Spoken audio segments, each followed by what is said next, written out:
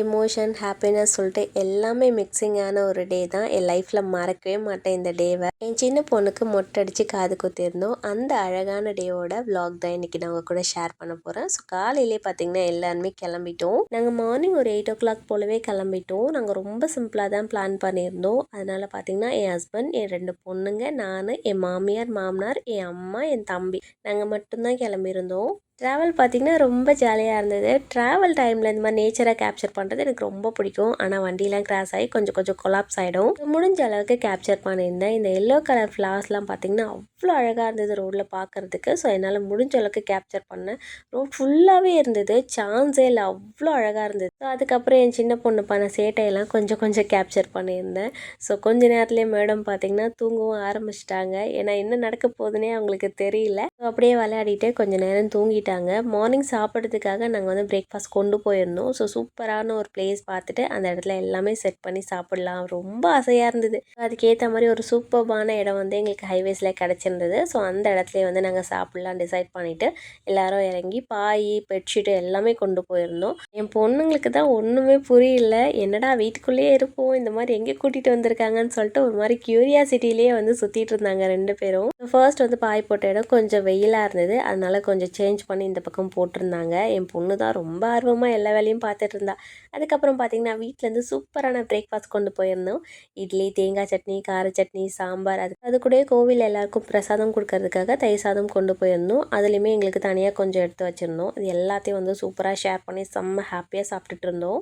அந்த டைமில் அங்கே ஒரு ட்ரெயினும் வந்து கிராஸ் ஆகிருந்தது. ஸோ அதையுமே அழகாக கேப்சர் பண்ணியிருந்தோம். என் 2 பொண்ணுங்களும் அவ்வளோ ஆச்சரியமாக பார்த்துருந்தாங்க. ஏன்னா ட்ரெயினெல்லாம் பார்த்தது இல்லையா, அதனால ரொம்ப ஆச்சரியமாக பார்த்துட்டு இருந்தாங்க. அவ்வளோதான், ரிலாக்ஸாக செம்ம ஜாலியாக உட்காந்து எல்லாரும் சாப்பிட்டுட்டு எல்லாத்தையும் வாஷ் பண்ணிவிட்டு அழகாக கூடையில் எடுத்து வச்சுட்டு மறுபடியும் காருக்கு வந்து நாங்கள் கிளம்பிட்டோம். ஸோ இந்த மாதிரி ஒரு மூமெண்ட்லாம் எப்பப்போ கிடைக்கும்னு தெரியாது. ஸோ அது கிடைக்கும் போதே வந்து நம்ம அதை அனுபவிச்சுக்கணும். ரொம்ப ஜாலியாக இருந்தது. இது மாதிரி நீங்களும் ட்ரை பண்ணுங்கள் ட்ராவல் டைமில். என்ன தான் ட்ராவல் டைமில் ஹோட்டலுக்கு போயிட்டு டேபிள், சேரு, ஃபேன்லாம் போட்டு சாப்பிட்டாலும் இந்த மாதிரி ஒரு ரிலாக்ஸ், ஒரு ஹாப்பினஸ் இருக்குமான்னு சொல்லிட்டு எனக்கு தெரியல. ரொம்ப ஹாப்பியாக இருந்தது. ஸோ அவ்வளோதான், வேடிக்கை பார்த்துட்டே வந்து என் பொண்ணும் வந்துட்டு இருந்தாங்க. ரொம்ப அழகாக இருந்தது அந்த மூமெண்ட்லாம். ஸோ அதெல்லாம் அப்படி இப்படியே கொஞ்சம் கொஞ்சமாக கேப்சர் பண்ணிவிட்டு கோவில்கிட்ட வந்து நாங்கள் வந்துட்டோம். எங்களோட குலதெய்வமான மயிலம் முருகன் கோயிலுக்கு தான் வந்து நாங்கள் போயிருந்தோம். நெக்ஸ்ட் என்ன, மொட்டை தான். யார் யாரெல்லாம் மொட்டை போட்டிருந்தீங்கன்னு சொல்லிட்டு ஒரு சிஸ்டர் கமெண்ட்டில் கேட்டிருந்தாங்க. நான், என்னோடய ஹஸ்பண்டு, என் மாமியார் மாமனார், என்னோடய சின்ன பொண்ணு. ஏன்னா ஒரு 6 month பேக் தான் என் பெரிய பொண்ணுக்கு வந்து மொட்டை போட்டிருந்தோம். அதனால் அவளுக்கு மட்டும் விட்டாச்சு. மற்றபடி நாங்கள் 5 members வந்து மொட்டை போட்டிருந்தோம். எல்லாம் இதில் வந்து ஒரு உண்மை என்னென்னா, நான் மொட்டை போட்டது என் சின்ன பொண்ணு கூட, ஆனால் வேண்டுதல் வந்து என்னோடய பெரிய பொண்ணுக்காக. ஸோ என் பெரிய பொண்ணுக்காக வேண்டிட்டு தான் வந்து நான் மொட்டை போட்டிருந்தேன். ஒரு சிஸ்டர் வந்து சொல்லியிருந்தாங்க, மொட்டை போடுற வேண்டுதல் இருக்குது, ஆனால் லைட்டாக பயமாக இருக்குது, ஸோ அதனால் உங்களோட எக்ஸ்பீரியன்ஸ் சொல்லுங்கள் அப்படின்னு கேட்டிருந்தாங்க.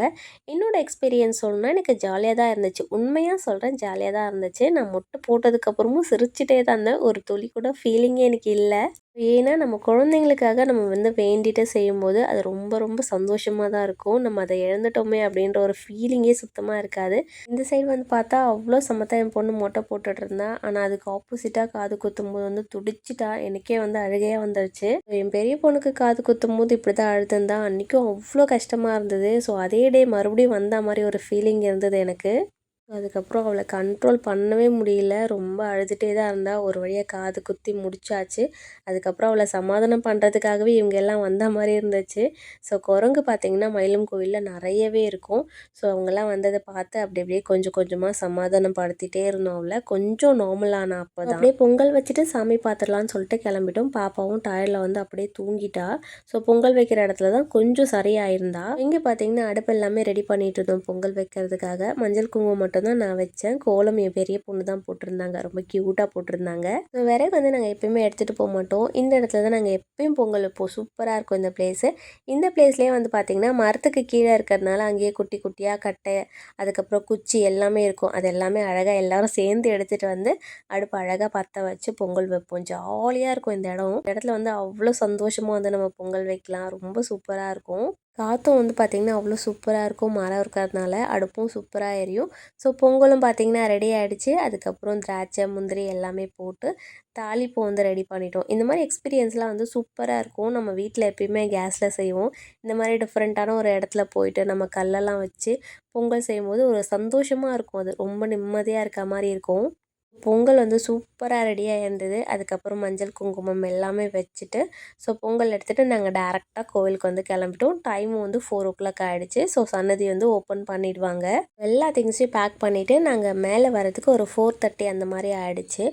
நாங்கள் வரும்போது பார்த்திங்கன்னா அந்த வியூ அவ்வளோ அழகாக இருந்தது.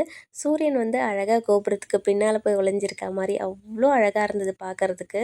பங்குனி உத்திரம் வர்றதுனால தேர் எல்லாமே ரெடி பண்ணிகிட்டு இருந்தாங்க. அழகாக பெயிண்ட்லாம் பண்ணிகிட்டு இருந்தாங்க. அதெல்லாமே பார்த்துட்டு அப்படியே வந்து நம்ம கோயிலுக்குள்ளே போக ஸ்டார்ட் பண்ணிட்டோம்.